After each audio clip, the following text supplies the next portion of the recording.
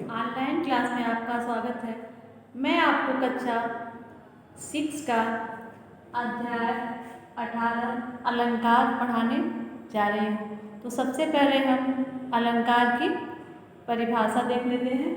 तो अलंकार की परिभाषा, अलंकार दो शब्दों अलंग धनकार के योग से बना है। किसके योग से? अलंग धनकार के योग से बना है। अलंग का अर्थ होता है भूषण तथा कार का अर्थ होता है वाला। इस प्रकार जो अलंकृत करे या काव्य में चमत्कार उत्पन्न करके काव्य की शोभा बढ़ाए उसे अलंकार कहा जाता है। ठीक, जो काव्य की शोभा बढ़ाए उसे अलंकार कहा जाता है। जिस प्रकार से आभूषण से शरीर की शोभा बढ़ाई जाती है, उसी प्रकार से काव्य में अलंकार से उसकी शोभा बढ़ाई जाती है। इस प्रकार से आप अलंकार की परिभाषा देखिए कि काव्य में चमत्कार उत्पन्न करके काव्य की शोभा बढ़ाए उसे अलंकार कहते हैं। जो काव्य में चमत्कार उत्पन्न करके काव्य की शोभा बढ़ाए उसे अलंकार कहते हैं। कविता में सौंदर्य दो तरह से लाया जाता है। कविता में सौंदर्य हम दो तरह से लाया जाता है। किस किस तरह से? पहला होगा विशिष्ट अर्थ सौंदर्य के द्वारा। विशिष्ट अर्थ सौंदर्य के द्वारा, विशिष्ट शब्दों के प्रयोग के द्वारा। अर्थ के द्वारा काव्य में सौंदर्य और शब्द के द्वारा काव्य में सौंदर्य। इसी आधार पर अलंकार के दो मुख्य भेद किए गए हैं। अलंकार के कितने भेद किए गए हैं? दो भेद। पहला शब्दालंकार और दूसरा अर्थालंकार। इस प्रकार अलंकार के दो भेद हैं। अलंकार के कितने भेद हैं? दो भेद। पहला होगा आपका शब्दालंकार और दूसरा अर्थालंकार। इस प्रकार से इसी आधार पर अलंकार के हमने दो भेद बताया। पहला शब्दालंकार और दूसरा अर्थालंकार। तो शब्दालंकार के अंतर्गत शब्दालंकार निम्नलिखित प्रकार के होते हैं। शब्दालंकार कितने प्रकार के होते हैं? निम्नलिखित प्रकार के, मतलब 3 प्रकार के होते हैं। अनुप्रास, यमक और श्लेष।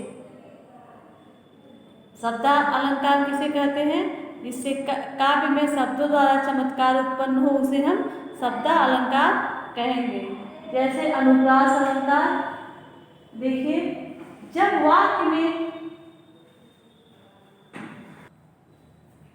तो देखिए अनुप्रास अलंकार। अनुप्रास अलंकार किसे कहेंगे? जब वाक्य में एक ही अक्षर एक से अधिक बार प्रयोग किया जाता है। जब वाक्य में एक ही अक्षर एक से अधिक बार प्रयोग किया जाता है तो उसे हम अनुप्रास अलंकार कहते हैं। जब एक ही अक्षर एक से अधिक बार प्रयोग करते हैं उसे हम क्या कहेंगे? उसे हम अनुप्रास अलंकार कहेंगे। जैसे देखिए दलमल दलमल, चंचल चंचल, झलमल झलमल तारा, यह है उदाहरण। तो आप देखिए कि च अक्षर, फिर झ झ, उसके बाद से ल 1 2 3 4, 1 2 3 4। च अक्षर कितनी बार आया है? 4 बार। ल अक्षर 1 2 3 4 5। ल अक्षर कितनी बार आया है? 5 बार। इस तरह से दिया है कि जब वाक्य में एक अक्षर एक से अधिक बार प्रयोग किया जाता है तो उसे अनुप्रास अलंकार कहते हैं। इस प्रकार देखिए यमक अलंकार, जब एक ही शब्द बार बार आए परंतु उसका अर्थ भिन्न भिन्न हो। एक ही शब्द बार बार आए परंतु उसका अर्थ भिन्न भिन्न हो तो उसे यमक अलंकार कहते हैं। देखिए यहाँ पे शब्द आया है और यहाँ पे अक्षर। अब आप लोग श्लेष अलंकार देखिए, जहाँ एक शब्द का प्रयोग एक बार हो, जहाँ एक शब्द का प्रयोग एक बार हो परंतु उसके अर्थ एक से अधिक हो, उसे हम श्लेष अलंकार कहते हैं। तो इस प्रकार से शब्दालंकार के अंतर्गत 3 आते हैं, अनुप्रास, यमक, श्लेष।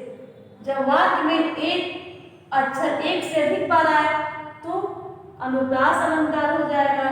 जब एक ही शब्द बार बार आए परंतु उसका अर्थ भिन्न भिन्न हो तो यमक अलंकार। जहाँ एक शब्द का प्रयोग एक बार हो परंतु उसके अर्थ एक से अधिक हो तो वहाँ पे श्लेष अलंकार हो जाएगा। आइए हम अनुप्रास, यमक और श्लेष अलंकार का उदाहरण आपको बताते हैं। इस प्रकार मैंने आप लोग को बताया कि अनुप्रास, जब वाक्य में एक अक्षर एक से अधिक बार प्रयोग किया जाता है तो वहाँ उसे हम अनुप्रास अलंकार कहते हैं। तो आइए अनुप्रास अलंकार का उदाहरण देखते हैं। तो देखिए, दलमल दलमल चंचल चंचल झलमल झलमल तारा। तो देखिए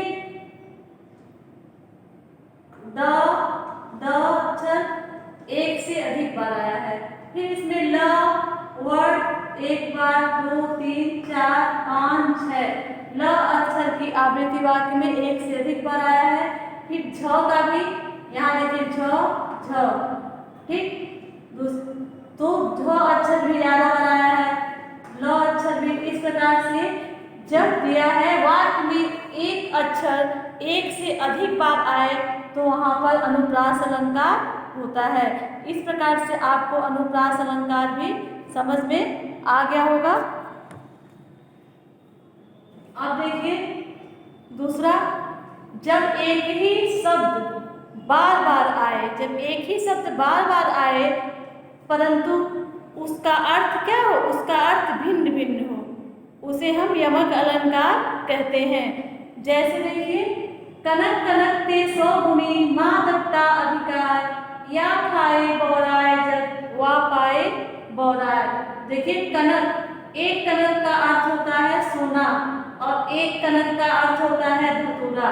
तो एक ही शब्द बार बार आया है, कनक कनक एक तो बार बार आया है लेकिन इस दोनों का अर्थ अलग अलग है। तो एक कनक का अर्थ क्या हो गया, सोना, और एक का धतूरा। तो अगर आदमी को अधिक सोना मिल जाता है तो वो भी आदमी अधिक सोना पाने से पागल होता है, अगर अधिक धतूरा खा ले तो वो भी पागल हो जाता है। तो इस प्रकार से अलग अलग अर्थ आ गया, कनक कनक एक अर्थ का सोना, धतूरा। इस प्रकार से यहाँ पे क्या है, यहाँ पे यमक अलंकार होगा। अगला देखिए, जहाँ एक शब्द का प्रयोग एक बार हो, एक शब्द का प्रयोग एक बार हो परंतु उसके अर्थ एक से अधिक हो, उसे हम श्लेष अलंकार कहते हैं। ठीक, एक शब्द का प्रयोग क्या हो, एक बार हो, एक शब्द का प्रयोग एक बार हो परंतु उसके अर्थ अलग हो तो वहाँ पे क्या होगा, वहाँ पे श्लेष अलंकार होगा। देखिए श्लेष अलंकार का, चरण धरत चिंता करत चितवत चारों ओर, सुबरन को खोजत फिरत कभी व्यभिचारी चोर।